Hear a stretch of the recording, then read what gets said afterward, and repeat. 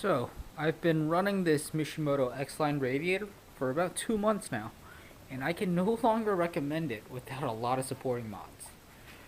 So, at the latest track day, and for the past couple track days, maybe the last 2 to 3, I've been having an issue where the mechanical fan keeps on contacting the fan shroud, and that's because there's about an eighth of an inch to maybe a quarter. I would side it on the eighth of an inch side of clearance because of how thick this radiator core is. So it pushes everything further back towards the engine. So my current modifications are reinforced front subframe and solid rubber motor mounts. So these are the 034 Motorsports ones, and they're equivalent to the Bimmer World Group N ones. I don't have poly and I don't have solid, but they're as close as you can get. So I know that the motor mounts are good because if I leave this thing in gear, pull the parking brake up all the way, and let out the clutch, the motor does not torque up and down or anything like that. But from what I believe is, while on track, when you're braking, there's enough G-forces and enough momentum that the motor will shift forward that eighth of an inch, where you'll get this contact.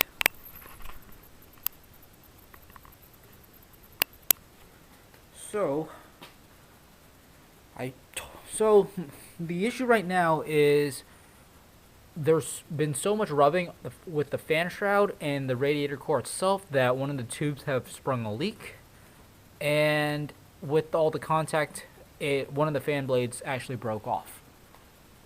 So what I'm gonna do now is replace everything with new Nissan's radiator, Febby fan clutch, or no, not fan clutch, but fan blade, and I'm also going to do the pulleys and the belts while I'm there because they've been coated with coolant and they're kind of getting squeaky.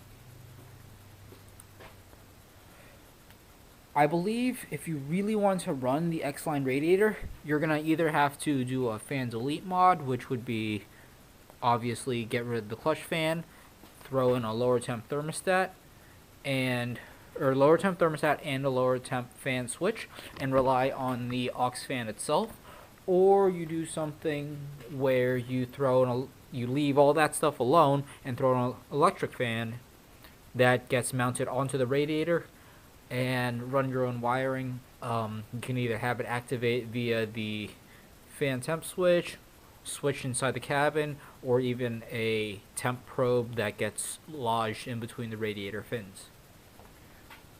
So I don't really want to do any of that. The stock cooling system works just fine. I just bought this to be a little bit more bulletproof, and it bit me in the butt because now I had to get this thing towed back and I probably overheated the engine. So that would be the other supporting modifications I think you need to do, and I won't be doing that. I will just be going back to stock. So I'll probably time-lapse the rest of this video of me just replacing the cooling system and hoping that the engine's still healthy. So cross your fingers, wish me luck. LAKEY inspired. Fight.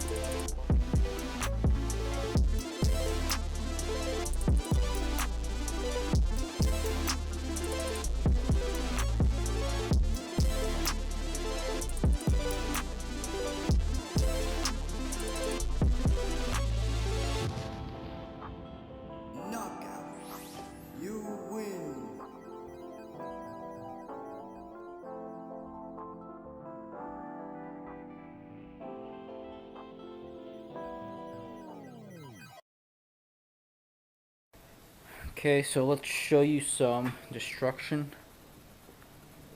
Everything came out pretty well.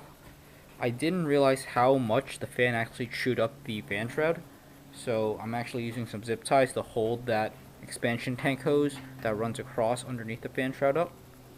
I'm a little bit worried about that part because that expansion tank hose was what started my whole cooling system issue from last year, because I didn't clip that in properly, and then the fan cut it. Then I went with the Euro hose. Then that was actually good for the longest time until more recently, where I decided to do a full cooling system refresh with the Radiator, and then non-stop problems since. Anyways, so let's take a look at this. This is the old Bear unit.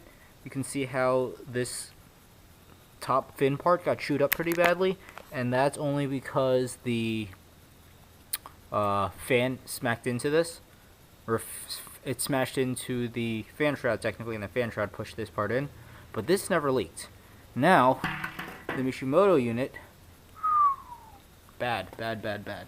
So again, no clearance, fan shroud smacked into this guy, and yeah, a lot more damage to the tubes. It's wet right here, so it's been puking coolant out of here, so I haven't been able to drive that much. And that's why I had to get it towed. Now, if we look at this, then I put in a Nissan's unit, which is an OE replacement, and it is identical in size to the old Bear unit. And if we look at the size difference, that is the cause of my entire fitment issue. This is just way too thick, and it doesn't work that well. If we go look at the car, this just fits much better. I have like a finger width here. I have a true 1/4 inch between the fan shroud and the fan now, so I still gotta fill her up, bleed it, and then hope to God that the head gasket isn't blown. I have a head gasket testing kit, and I'm probably gonna drain the oil soon just to see if it's watery. When I check the dipstick, it's not like, it doesn't look like it's anything bad. And if I pop the cap, it also looks 100% healthy. So we'll see, but let's continue on. So I forgot to film an outro, but I ended up fully bleeding the car and taking it for a long test drive.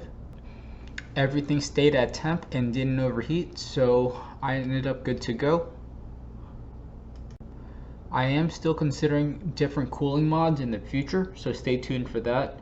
The clutch fan still worries me, so that is one big failure point that I want to eliminate.